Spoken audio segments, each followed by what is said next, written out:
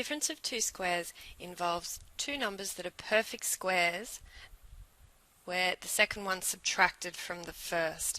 Now these factorise to be the square root of the first plus the square root of the second multiplied with the square root of the first minus the square root of the second. So begin by identifying that we have two things that can be considered perfect squares. The square root of a squared is a, and the square root of 4 is 2. So I get a plus 2 in my first set of brackets and then a minus 2 in my second set of brackets. For question 5, I have a coefficient out the front of the x squared term. I just need to remember that I need to take the square root of that 4 as well. So the square root of 4x squared is 2x. Plus the square root of 49 is 7. So in my first set of brackets I get 2x plus 7, and then in my second set of brackets I get the same two terms but they've got a minus in between them instead of a plus. This last one here is a little trickier, so we need to use a few brackets here. Recognise that this first term here, x plus 2, is a perfect square. So x plus 2 all squared is a perfect square. So the square root of x plus 2 all squared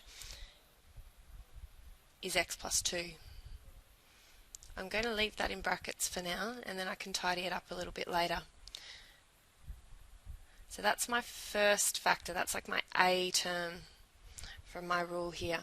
Now the square root of y squared is just y. So my first set of brackets has x plus 2 plus y.